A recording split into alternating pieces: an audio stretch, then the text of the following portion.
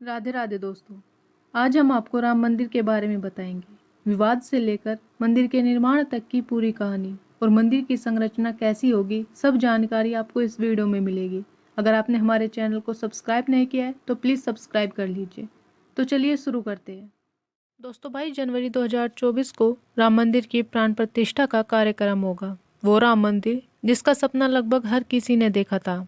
जब supreme court का फैसला आया था तो भक्तों की खुशी का ठिकाना नहीं था। आइए जानें कि क्या रहा राम मंदिर का इतिहास और क्यों हुआ इतना विवाद। सनातन धर्म में श्री राम को भगवान विष्णु का सातवां अवतार माना जाता है। वो दुनिया में व्यापक रूप से पूजे जाने वाले राजा हैं। प्राचीन महाकाव्य वाल्मीकि रामायण में बताया गया है कि प्रभु श्री राम का जन्म त्रेता युग में अयोध्या में हुआ था। अयोध्या में जहाँ पर उनका जन्म हुआ था उस जगह को राम जन्मभूमि के नाम से जाना जाता है। कहा जाता है कि 15वीं शताब्दी में मुगल शासकों ने राम जन्मभूमि पर एक मस्जिद का निर्माण करवाया था। सनातन धर्म के अनुयायियों का कहना है कि इस मस्जिद का निर्माण मुगलों ने राम जन्मभूमि पर मंदिर को खंडित करके करवाया था। हिंदुओं के इस दावे के बाद साल 1850 से इस मामले में विवाद होना शुरू हो गया था। इसके बाद 1949 में मस्जिद के अंदर राम की मूर्ति मिली और सांप्रदायिक तनाव और तेज हुआ। 1950 में मूर्ति पूजा की अनुमति के लिए फैजाबाद सिविल कोर्ट में 2 मुकदमे दायर किए गए। फिर 1961 में यूपी सुन्नी सेंट्रल वक्फ बोर्ड ने मूर्ति को हटाने की मांग की। बाद में 1986 में जिला अदालत ने हिंदू उपासकों के लिए स्थल खोले। इसके बाद 6 दिसंबर 1992 को बाबरी मस्जिद को गिराया गया, जिससे सांप्रदायिक तनाव और तेज हो गया।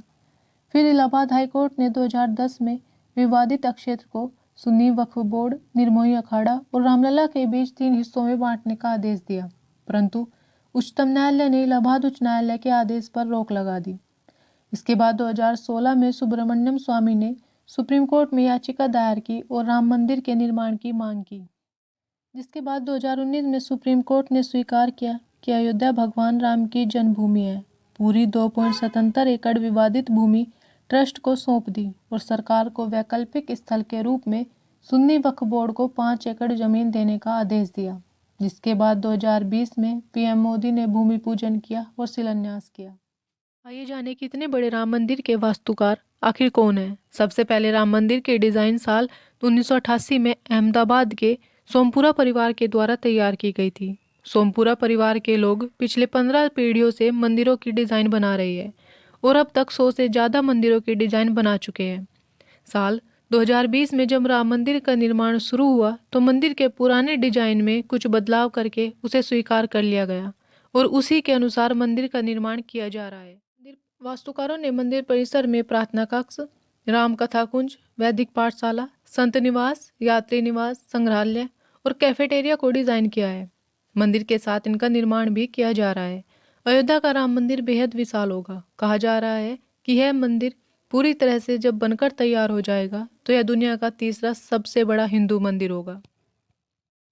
मंदिर का आकार मौजूदा ढांचे से 3 गुना बड़ा होगा। मंदिर का गर्भगृह अष्टकोणीय आकार का होगा, जबकि संरचना की परिधि गोलाकार होगी। गर्भगृह का निर्माण मकराना मार्बल से किया जा रहा है। मंदिर 161 फीट ऊंचा होगा, जिसमें 5 गुंबद और एक टावर होगा। मंदिर को 3 मंजिला बनाया जा रहा है। गर्भगृह को ऐसे डिजाइन किया गया है ताकि सूर्य की किरणें सीधे रामलला पर पड़े। रामलला भगवान श्री राम के शिशु अवतार है। मंदिर में गर्भगृह की तरह गृह मंडप पूरी तरह से ढका होगा, जबकि कीर्तन मंडप, नृत्य मंडप, रंग मंडप और 2 प्रार्थना मंडप खुले रहेंगे।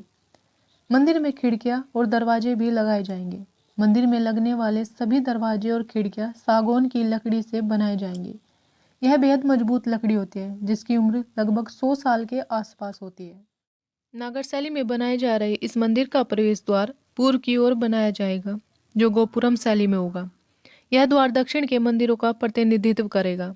मंदिर की दीवारों पर भगवान राम के जीवन को दर्शाने वाली कलाकृतियां प्रदर्शित होगी। मंदिर में भगवान की 2 मूर्तियां रखी जाएगी। एक वास्तविक मूर्ति होगी जो 1949 में मिली थी और दशकों तक तंबू में रही है।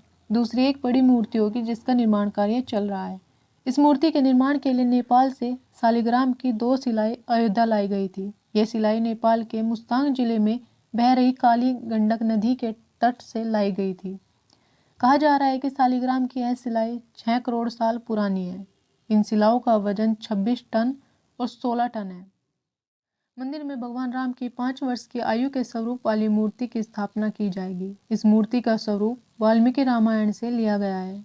मंदिर में 2100 किलो का एक विशाल घंटा लगाया जाएगा जो 6 फुट ऊंचा और 5 फुट चौड़ा होगा। इसके अलावा मंदिर में विभिन्न आकार के 10 छोटे घंटे भी लगाए जाएंगे जिनका वजन लगभग 100 किलो, 250 किलो और 500 किलो होगा।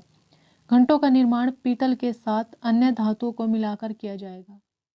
इन घंटों का निर्माण जलेसर एटा की फर्म सावित्री ट्रेडर्स कर रही है। एटा का जलेसर पूरी दुनिया में घुंघरू और घंटी उद्योग के लिए प्रसिद्ध है।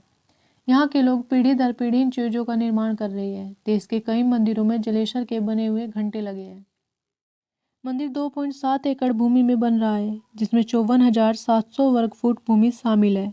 राम का मंदिर का पूरा परिसर लगभग 70 एकड़ भूमि में तैयार हो रहा है। इस परिसर में इतनी जगह होगी कि लाखों भक्त एक साथ मंदिर में भगवान राम के दर्शन कर सकेंगे।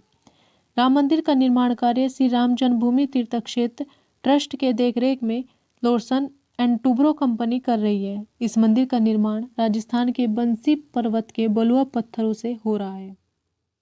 भगवान श्री राम के दर्शन करने आने वाले श्रद्धालुओं को किसी भी प्रकार की परेशानी न हो, इसको ध्यान में रखते हुए उत्तर प्रदेश सरकार ने कमर कस ली है।